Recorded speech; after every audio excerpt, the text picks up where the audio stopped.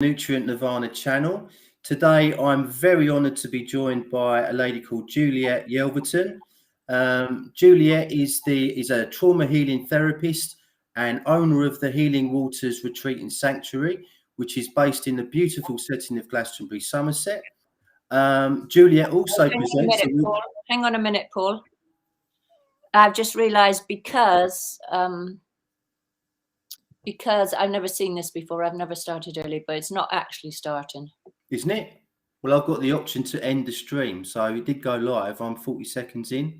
Okay, so it's not live on it's not live on Facebook. Ah, but here we go. Shall I end stream and start that again? It says I'm live now in my comments. Somebody's commented and said you're live. We're on. Hey. Yay. Okay. Okay, so I can't see you. Ask people if they can see your face, or do we only see your logo? Right. So if anyone can hear this, can you let me know if you can see our faces, or are you just getting my logo, my business logo? We just want to clarify that you can see us talking. New technology. We're all exploring this new technology. Yeah. So we're just waiting for a comment there.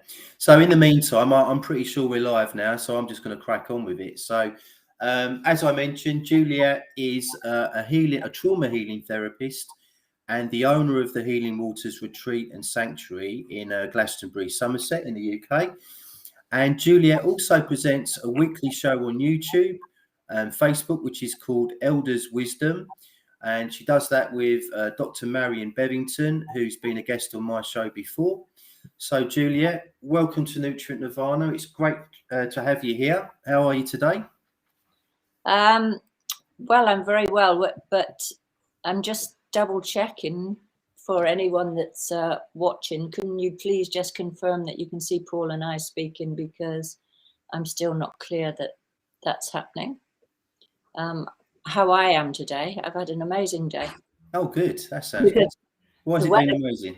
The weather keeps doing these things. It's like it's really intense. It's like when the sun is shining brightly and I'm looking out at these clouds, these like tumultuous black clouds, and sunshine across the landscape at the same time. It's really incredible. So it's been just a bizarre summer, hasn't it? With the weather, it's been just really odd. I was cycling up to my allotment this morning, and I felt rain as I was going up there. I felt rain on my head. I looked up and it was blue sky and it was raining and I couldn't see hardly any clouds at all. So it's just the weather this year has been incredible. And of course, we've lost all our tomato plants at the allotment to blight, all 48 plants. Wow. Gone, which is devastating. I think it's been worse in the southeast of England. Everyone on my plot has lost their tomatoes. Some gardeners have even lost their indoor tomatoes to blight. It's incredible. So it's been an extremely challenging year with the allotment. I don't know if you fared any better in Somerset. I'm not affected by blight at all. I still can't see anything happening on Facebook. So before we go discuss any further, is anybody there who's able to just give us some feedback? Somebody said it is live. Who was that? That was, I think that was my wife, actually. Okay, so can she see us? She said it's definitely live. It's going on. I presume she's watching on YouTube. Okay, so she might be watching on YouTube. Yeah, so I think we're definitely live on YouTube. It's very strange because when I look on YouTube, that's not happening like that. It says still waiting. But you know, the internet is being very strange today. Has it? It's not been working for a lot of the day. No. Oh, really? Oh. Well, for me here in Glastonbury, maybe I'm in a bubble. Maybe I'm in a different timeline bubble or something. Yeah, possibly. Yeah. So is your wife just able to confirm that she can see us talking? I'll just find out. Tell a few jokes. I'll be back in a minute. Well, I'm not very good at jokes, but I could try. Now, what's funny about life at the moment? Does anybody know? So it's live. Can you just check now to see it's live? Why are you at breath? I think I'll wait. I'll pass on the jokes because I'm not very. Okay.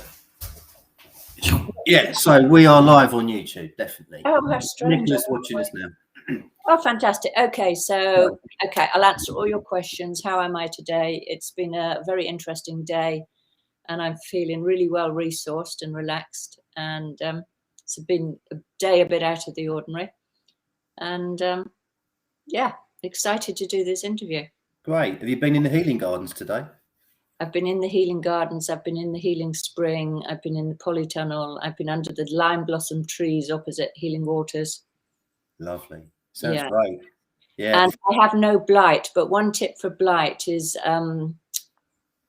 potassium manganate.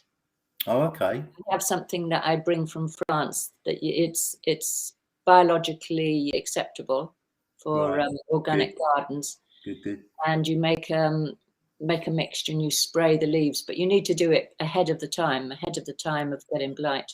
Right, yeah. Funnily enough, my neighbours on the plot are from Romania, and they told me when it was too late, unfortunately, really, that you can mix a pint of water with a tablespoon of milk and spray that on the leaves, and that's supposed to work, or as a preventative measure, I think.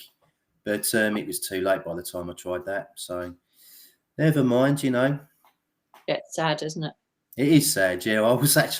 I've only been gardening for about 3 or 4 years, and digging up the tomato plants and throwing them away was just, I was in a right miserable mood all day afterwards. It was just because we were hoping to be self-sufficient in tomatoes and other things, and that is definitely not going to happen now. So okay, so an important thing about trauma is building resilience, that even if you get knocked around a little bit, that you can restabilize and things fall apart, but it's like you have enough capacity to come back to a place of equilibrium, and that you don't get stuck in that mood of like, oh, everything's falling apart, I got it wrong, beat yourself up, I should have done this. Can you be self-accepting? I suppose so. I mean, I'm very determined to make it happen at the allotment. You know, it's really important to me. I think I didn't really beat myself up about it, because I mean, what can you do about blight? If it strikes, it strikes. You know, I know about, you've just mentioned the potassium. What was it again? Sorry. Manganate.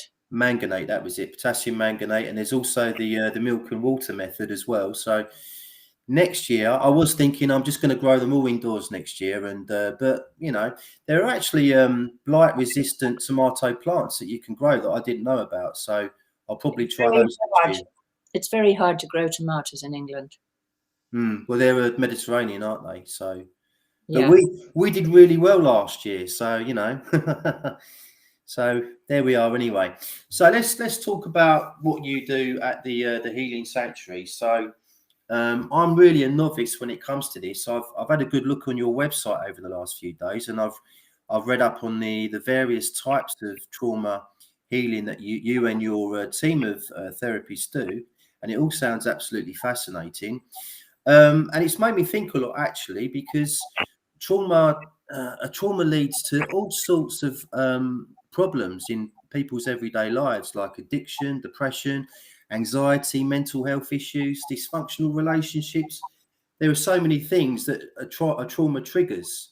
So trauma doesn't, as such, trauma doesn't trigger anything, but what trauma is a malfunctioning of the nervous system.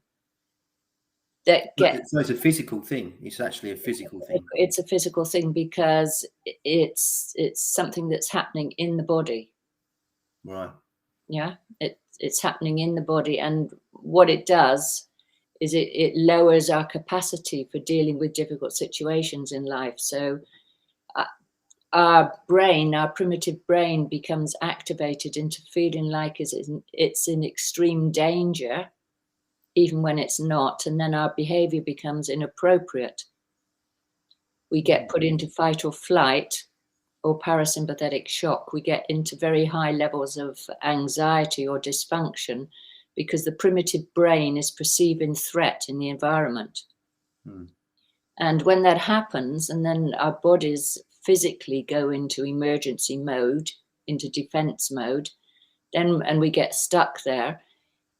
When that's happening, our digestion turns off, our sexual functioning turns off, our immune system turns off, the capacity for rational thinking turns off, because the body is designed in that emergency mode to ditch all those aspects of our functioning, because the priority is survival. So we're in our primitive brain, and we're acting as if we were animals in that moment. Wow. It's primitive. We're purely in that defense mode. Wow. And that's why it has these knock-on effects to all these other things you've mentioned. So whilst that's going on, where our body's been flooded by very high levels of cortisol, and that cortisol, whilst it's useful in that emergency situation, actually causes different parts of the brain to shrink. So we lose the capacity to have an integrated brain that can take in information, process the information, and for our body to work in a balanced way. So, for instance, our metabolism is affected, our immune system is affected, our ability to form relationships are affected, our ability to sleep is affected, we may have digestive disorders, we may get autoimmune diseases. All those things happen when we're traumatized. And you can look at practically any kind of chronic illness, and the roots of it are in trauma. You can look at any kind of addiction, and the roots are in trauma.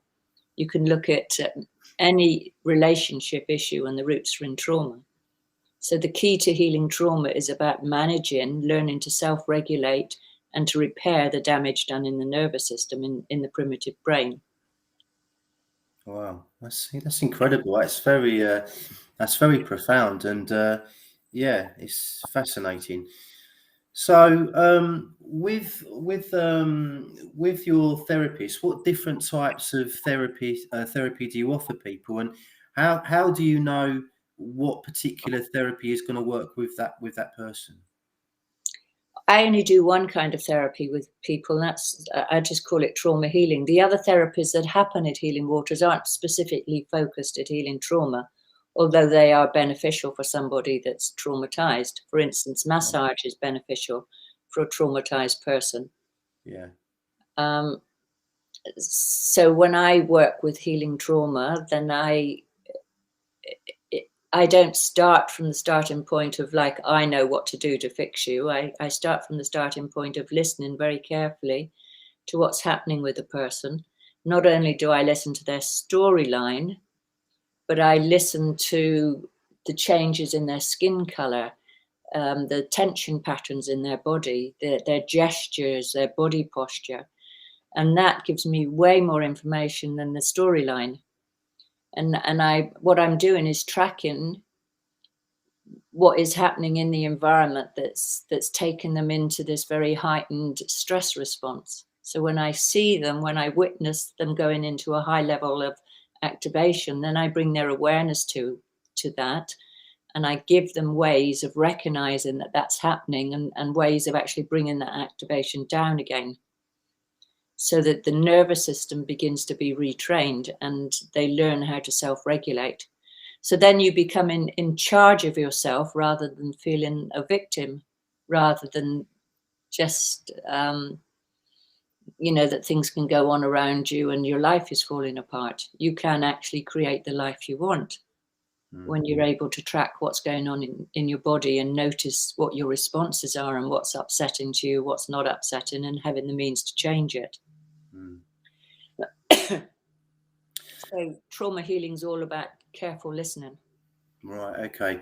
And what about childhood trauma? If does that mean that if somebody suffered a trauma in childhood, that it's more sort of deep rooted, and will take longer to heal? Absolutely. So you can look at trauma in two ways. You can have chronic trauma or acute trauma. So acute trauma might be something that's happened as a result of a car accident, and that you had an excellent childhood, you were really well supported, no undue stress as a child, and that you're generally coping with life, and then you have the car accident, and then that leaves your nervous system in that state of being overly activated. So a smaller amount of therapy work will help you to regulate back. And there are particular approaches like EMDR, eye movement desensitization repatterning, that is very useful in that kind of acute trauma situation. But if you've had things happen from childhood, then this becomes much more deeply embedded in your nervous system. Not only that, so we would put a blanket term of developmental trauma over that. And that could be anything that happens from pre-birth up to late adolescence to the 20s, because during that time duration, your brain is developing, and depending upon what thing happened at which time, it would impact a particular part of your brain. So the very earliest developmental trauma is what one would refer to as attachment trauma, and the parts of the brain that's all to do with relationship get very profoundly affected. Right. Okay. And when I read a little bit about prenatal therapy. And so, in other words, somebody, or when you're literally a fetus, that you can actually suffer trauma while you're not even born, which I think a lot of people would kind of think that was unlikely, that you could actually have this like a physical injury to your nervous system or to your brain that was caused while your mum was pregnant with you. I just that seems well. It just could you explain how that works? Well, when you're in your mother's womb, everything that happens to your mother happens to you. So everything's coming through the umbilical cord to you. So her levels of stress, for instance, they'll all get channeled through. So if she's experiencing high levels of cortisol, that's what you're experiencing. If she's experiencing negative emotions like anger, guilt, despair, then that's what you're feeling, because emotions are actually chemicals, molecules. Candice Pert wrote a book called The Molecules of Emotion. So they're physical things in your body. So your mother is the environment, and you're growing within that environment. So everything that affects her will affect you, but much more so because you're very, very vulnerable. Yeah, you're much more easily influenced. And if you think about a tiny, tiny creature, how easy it is to damage that creature by something really, that wouldn't damage what might damage a little tiny creature wouldn't damage an elephant, for instance. The same with humans. A very, very small human is way more vulnerable than a grown-up human. Yeah, that's the first thing. And there's been tons and tons of studies over the years, masses of studies, masses of books talking about the impact of stress and so on children, on babies in the womb. So that's the first thing. But actually, prenatal trauma goes back way beyond just being a baby in the womb. We work with as far back as being the egg or being the sperm, the traumatic imprint that can happen to the sperm on the way to the egg in the fallopian tube at the point of conception. So there's different phases of sperm trauma, different phases of egg trauma, and then there's conception trauma. There's the journey of the egg down the fallopian tube, for instance. So how would you be able to discover that somebody has suffered sperm or egg trauma? How could you discover that? Well, everything is held in the body. All memory is held in the body. So there are certain key signatures, if you like, that might suggest that was an imprint in the body. And then there's this experience of traumatic recapitulation. So we tend to get traumatized repeatedly around the same kind of injury. It's like there's a wounding there at an earlier time, and then later on there's a wounding. So for instance, trauma of the sperm, if the sperm has a problem entering the egg, can leave a certain kind of wounding, and that same trauma can get recapitulated in, for instance, the phase 1, the no exit phase of the onset of labor, where the cervix is closed, and this can be very traumatic. Stanislav Grof talked about this in his book on the perinatal matrices. And that then can be recapitulated again in the final stage of birth, in the crowning process. It can be recapitulated later on in head injuries, for instance, as an adult. So if somebody comes to me that's got this whole kind of picture, being a trauma therapist is a bit like being a detective. It's like you just begin to pick up a thread and follow it back and back. And as you're working, the person's body is going to reflect whether this is relevant or not relevant, whether this is true or not. And how it's reflected back is that they become activated. So I worked with somebody for a number of years, and there was a very powerful traumatic imprint there around this very stage that I told you about, entering the egg. Somebody that was very seriously ill for a long time, and when we worked in that area, that was really powerful. There is also even different stages of the egg entry, of which membrane of the egg that you're going through before you get, because the sperm has to totally enter the egg before the genetic material is exchanged. Right, okay.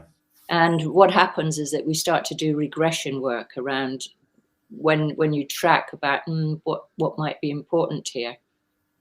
And then you explore with regression work, and you can repattern that. So you can totally change.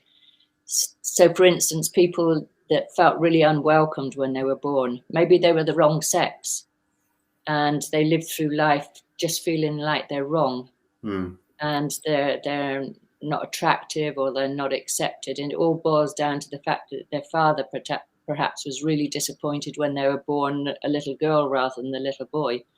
So you can actually repattern that. You can set up the whole birthing process and set it so somebody can rewrite a script for themselves.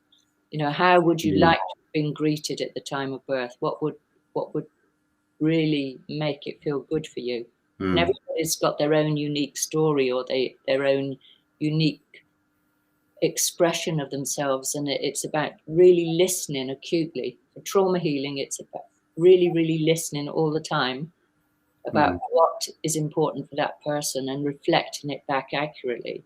And then when you do that, then that's really powerful, and people will have a very, very powerful spontaneous experience of repatterning, where the neurons in the brain actually begin to reshape themselves. The connections change between one neuron and another.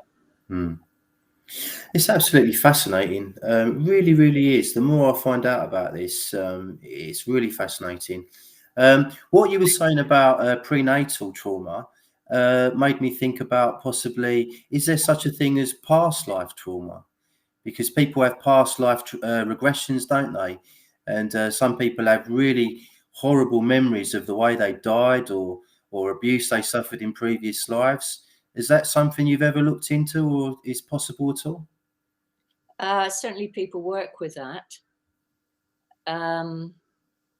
When I was trained initially as a craniosacral therapist, and this was coming up as a topic, and I always refer back or defer back to Franklin Sills of the who set up the Karuna Institute for Biodynamic Craniosacral Therapy. And when I talked to him about it, how he expressed it, it's like, well, maybe that did happen. Maybe there was that past life memory. But what is important is what is happening in the body now, because we can never really be sure. And I guess this is the same with very early prenatal trauma. We can never be really sure. But what is happening now, and what do we need to do? What's the work we need to do with the body in this moment in order to repattern that? There are some areas where we can never absolutely explicitly put on a label and say, oh, that was because of that. And the important thing with trauma healing, always, whatever the trauma is not to attach to a story, even if it's a story of how my husband beat me up. Because when we're stuck in the storyline, we're not healing, we're just recapitulating the whole time. The whole point of healing trauma is to become a different person, to have more capacity and to be able to deal with life here and now, have more flexibility, more resilience, and not get stuck on this story like, oh, I was burnt at the stake as a witch. Well, maybe you were or maybe you weren't, but does that serve you in this moment? You know, how much does that serve you to have that idea? Maybe it might give you an explanation for something, but does it change anything? It's the same with people who do ayahuasca or any kind of drug therapies. You might have a very intense experience and be given tons of information, but unless you can integrate that into the present moment and actually your life changes as a result of that, and you become much more functional as a human being, much more present and functionable. Unless that happens, then you haven't healed anything. All you've had is an intense experience, and you know, you can attach to that, and you know, it may be fantasy or whatever. It's just then you're identifying with something that's stuck. Somebody that's healed is not stuck on an image or a storyline. It's about willing to be resilient and not fixated on anything, to meet challenges as they come up in the present moment and have unique responses in the present moment that allows us to deal with all sorts of complex situations. Yeah. And the last few months, 18 months or whatever, have been extremely difficult for millions and millions of people around the world. So I guess we're all suffering with trauma at the moment in one way or another. I know you've talked about many times on your Elders Wisdom show about how families are becoming fractured, split up, divided over so many issues concerning the last few months. Have you got any advice for people on how they can sort of heal themselves at this moment in time if they're feeling extremely traumatized by the government or the media and all the things that are happening in the world at the moment? Yeah, absolutely. First of all, we are all traumatized anyway, and we always have been, at least for the last centuries, and it's got progressively more so. And what's coming to light at the moment now is how much we're traumatized, and it's because we were that traumatized in the first place that whatever's going on at the moment, whoever they are that's running the show, is that they're using that because we've now become much more malleable, because we've been going through this torture process. And as we're tortured, and when I say torture, what's happening is very much what Amnesty International describe as torture techniques of being highly stressed with incoherent information and directions, and having our freedom and not having our freedom, and everything's changeable. There's no ground to stand on. And our psychological warfare, isn't it, basically? Yeah, psychological warfare, and our relationships are massively damaged and broken and so on. And that's very destabilizing for human beings, because above all things that we need a connection with each other. So we have become way more traumatized in the last year and a half. So your question was, how do we heal that? Well, we heal it in the same way as we always heal trauma. And that is about building community, building relationships, building resources, getting fresh air, having good food, having exercise, engaging in activities that lifts our hearts, and really that we can identify a spiritual part of ourselves, having meetings with people, engagements with people that are spiritually uplifting and emotionally moving. So everything that's has been done to us, and we get to perceive ourselves as victims, the healing is taking our power back and connecting up and building our groups and building our communities. And I've noticed myself over the last few weeks, funnily enough, that There are one or two family members of mine and one or two friends who I never ever thought would sort of open their eyes to the way the world really is. It's starting to happen for them, and it's very exciting at the moment, I think, because I mean, as David Icke once said, you know, when he first started talking to people, you could fit his audience inside a phone box. And now he's talking to Wembley Arena. And since the last, you know, over the last 18 months, I don't know whether did they actually intend to wake people up with what they've been doing? Because they have, you know. And like I say, some people I know now that are going through this early process of waking up and realizing, you know, the way the world really is and how it's controlled. I just never thought that would happen to them at all. So what do you make of all that? Well, what's going on is way more complex than any one of us knows. That's the first thing. Totally agree. When you say, did they intend to wake us up? I think we have two forces at work, which we all agree on, and that's the force of evil against the force of dark, light and dark, if you like, good and evil happening. And in that battle that's happening, it's hard to know which thing is happening as a result of which action, of which group. Yeah. So it's very complex. It's a military thing. It's a strategy, and a lot of the moves are being hidden. Sometimes we think the dark forces are doing something, but there's something being rolled out by the light, and the result of that is that we do wake up as well. So I can't really give you, I can only guess at it just the same way as every single person is guessing. I don't think there's a person on this planet that can tell you exactly what's happening, because there's lots of different individuals concerned, lots of organizations, and there's this tremendous battle going on. So stay in your hearts. Stay in your hearts and your communities, and you know, whatever happens out there, that you're anchoring a very important piece for yourself and for your community. Just like stay with that and anchor that, because particularly in this moment, things are very intense. Well, on that note, that reminded me, what you just said there reminded me of the word hopium. I don't know if you've come across this word before, hopium, but it's kind of aimed towards the people that think that Donald Trump is going to save the world.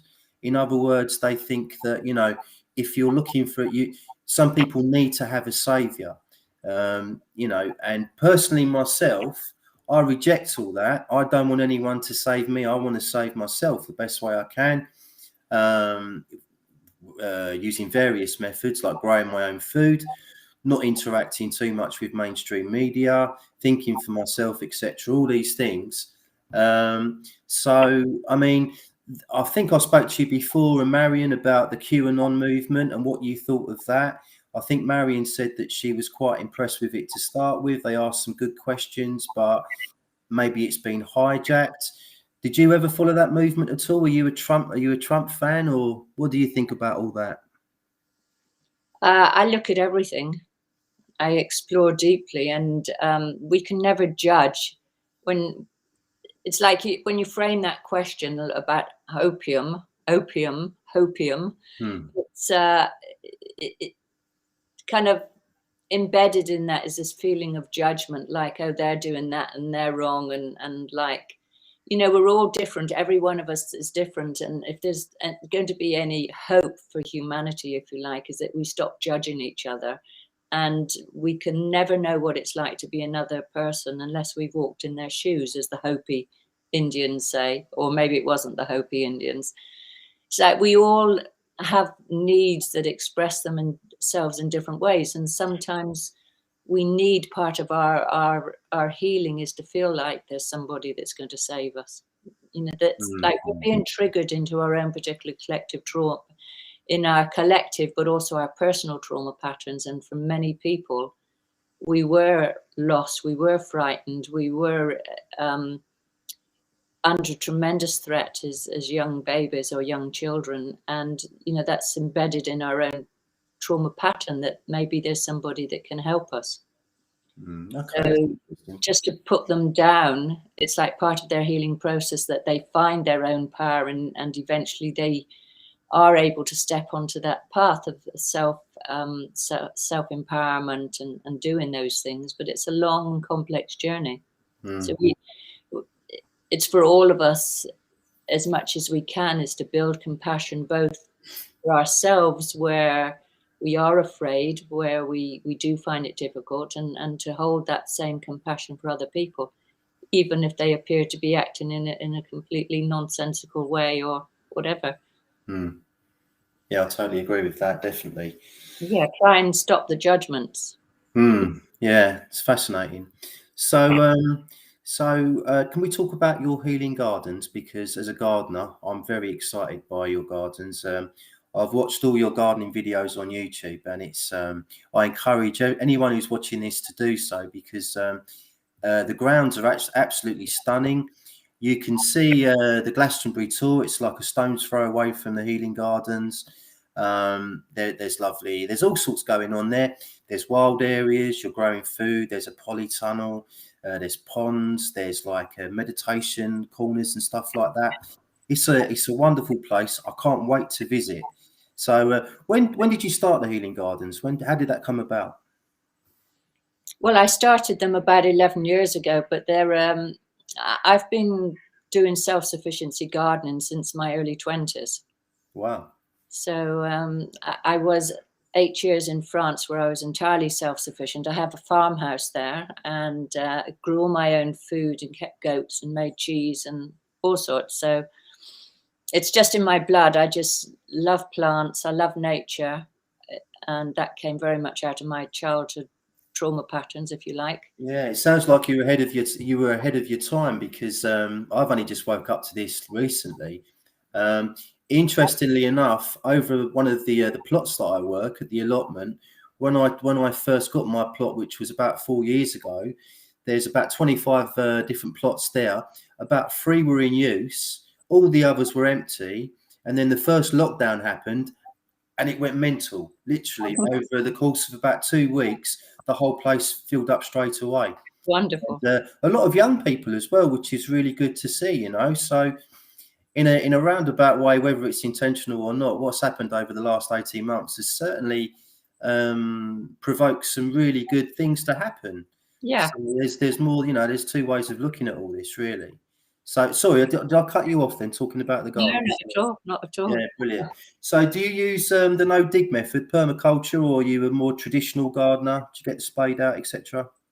I sometimes get the spade out to dig up dock roots or burdock roots, which I harvest and make burdock coffee with. Other than that, I tend to use my hands most of the time as the only tools, and then I will either pull out weeds. But yes, I focus on no dig, using cardboard and compost and planting through, except the gardens have turned into a complete jungle this year because we've had so much rain. The weeds are mad, aren't they? The weeds are incredible. Yeah. Yeah, but I love I love the way that nature just brings in something totally unexpected, and that you like to see a new plant and that, oh, what's this going to be and where did it come from? So I like to let things grow. And that is my approach to gardening. It's like everything's welcome here, and it's my garden is more like I'm tending a wild area and I'm foraging. I like that approach. I think if I took that approach on my plot, I might have 1 or 2 neighbours that sort of look down their nose on me for doing that. But well, it's the slash and burn mentality, isn't it? Which is what happens with the pharmaceutical industry. It's like nature is intelligent, our bodies are intelligent, and that if we try and improve on nature. Yeah, we can never improve on nature, but if we garden our bodies, if you like, if we support the good things, and then the bad things will fall away. So you don't need to slash it or burn it or poison it. But the body, this intelligence is at work within us and with everything around us, and it's always given us benefits. It's always given us beautiful things. Even like in a garden, the stinger nettles. I've just been harvesting them because they're the seeds are an amazing. Yes, I heard you talk about this the other day. I thought that I didn't know that because we've previously dried out nettles and like dehydrated them and turned them into powder. Because not many people know that stinging nettles, I think, hold the most vitamin C out of any plant in the world. I could be wrong, but I think I'm right in saying that. They're incredibly nutritious. So I've been adding them to smoothies and things like that. But you're talking about the actual seed, the actual... Yeah, and there's loads of seeds on the nettles now. So you pick the nettles, you let them dry, and you pick off the little bunches of seeds, like little bunches of grapes. Right. And they'll come off. They're minuscule, hundreds of them. Mm. And then you store them and you can sprinkle them on your cereal or in your smoothies, and they are absolutely incredibly packed with nutrients, way more than just the nettle leaves. Wow. Okay. And you've been a vegetarian for quite a long time now, is that true? I was a vegetarian from the time since I went to Africa, to Eritrea, in the terrible famine there in 1984, and I was a guest of the Liberation Front there and the Eritrean Relief Agency, and it was very bizarre because although there was this awful famine and all you saw was just sand, it was like nothing, but everything was totally devastated and some dead animal carcasses in the sand. The people there were so glad that I'd gone with this shipload of food that I was helping the distribution of, that I became a guest of honor, and they started to kill animals and lay out lovely feasts for me. And it was the morning when I saw the goat being dragged to be killed. It's like, no, I can't do this. I never want to eat an animal again. And I guess that's just me naturally. I can't bear the thought of killing anything. Yeah. Even a mosquito, if there's a mosquito around me, I'm just like praying, go away. I don't want to do anything to you. Just go away. Just leave me alone. I just wonder, I'm not talking about you here specifically. I'm talking about society in general. Because would you have felt like that, I don't know, 1,000 years ago, had you have lived and had you have, been a hunter-gatherer and you depended on... I know that. I don't know what I would have felt then. Yeah, it's difficult, isn't it? Because I'm an animal lover as well. I've loved animals. I've had pets all my life. I'm a big animal lover. Recently, I interviewed a lady called Dr. Natasha Campbell McBride. I don't know if you've ever come across her before. But she's a very clever lady, and she's a big advocate of eating animal products, and she goes into all the scientific reasons as to why we need those sort of foods in our system. I think she's kind of more concerned about vegans rather than vegetarians, because vegetarians still eat a certain amount of animal products and they're getting a certain amount of protein that way, and and B12 and things. But yeah, and I suppose really I've kind of found this subject very interesting since the powers that be have been pushing veganism on people in the mainstream media. Well, that's a whole nother thing. I'm an advocate of people deciding for themselves what suits them and tuning in. So I'm very much about self-empowerment. It's not power over. It's like you're deciding, what moves me spiritually, what makes me physically feel good, how do I feel emotionally connected with this, and it's like each one of us is on our own journey. And with regards to Eritrea, with the famine, and there were nomadic farmers, I could perfectly well see why they were eating meat. Yeah. Sure. With regards to what's going on at the moment and this global agenda that's being rolled out, and this Marxism that's being taught in the schools, and this, the whole thing about climate change and become a vegan, people are being hijacked. That's my sense. Our good intentions are being hijacked, and we're actually being manipulated. And it's not so innocent as people thinking they're making choices for the good. Their goodwill is being hijacked. Particularly with the veganism. And there are things in those products, some of these products now, that perhaps you wouldn't want to put in your body, that perhaps aren't just plant-based. So what do you mean? But I don't know for certain. I've just heard about this. Right. Okay. Well, I know that Bill Gates is buying a lot of land in America and Canada, isn't he, and all over the world, and he's going to be growing lots of GMO crops and stuff like that. So I guess the veganism thing is kind of pushing people possibly towards GMO crops in the future rather than natural crops. So I think it's a manipulation of humanity again that's happening there. yeah, sure. And it's very evil. Yeah. Okay. Well, I think if you don't mind, I'm going to wrap it up there. I know I'm going to press end stream and think of about 50,000 other questions I could ask you.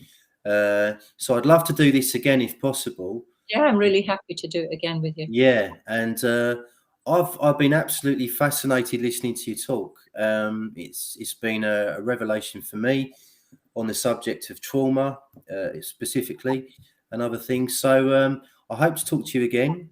Thanks very much for coming on. I wasn't planning on going live, but Juliet talked me into it. So there we go. So let's just hope that it worked out okay. And like, yes, I did chatter away at the beginning, like, Good. are we really live or not live? I still don't know. But your partner said we are, and that she's watching us. So let's just hope that's happening. And it's my computer that's not showing me. It's a bit like what's going on in the world at the moment. It's like we're all getting different views, and like what is real and what's not real. None of us actually know. Yeah, it's easy to divide and conquer people, isn't it? Yes. So let's not be divided. Let's if we don't want to be conquered, let's keep our hearts in a good connection with ourselves and each other. Right. Okay. Yeah. Totally agree with that. Hello, Marion Woodson is watching us at the moment. Hello, Marion. Right. Did you put it? Did she ask any questions or say anything? No, she just gave us a little wave. Oh, lovely, lovely. Oh, yes, I see now, Marion. Fantastic. Yeah, brilliant. So thanks for watching, Marion. And as I say, I hope to do it again. I hope to visit you very soon at the Healing Gardens. You're very welcome. Yeah, I'm looking forward to that. Really looking forward to it. I've never been to Glastonbury before, which is crazy. I love that part of the world. I've been to Avebury many, many, many times, and all around that area, but never Glastonbury. So it'll be a first for me. And probably the best way of doing it is coming to your healing retreat. So Healing Sanctuary, yes. Lovely. Yeah. Thanks. All right, then. Thanks very much, Juliet. I'll link all your information underneath the video when it goes up. And anyone that's watching, please, if you're in the Glastonbury area, visit Juliet, visit the gardens. They're really spectacular. They're beautiful. So thanks for watching, everyone, and speak soon. Cheers, Juliet. Yeah, bye.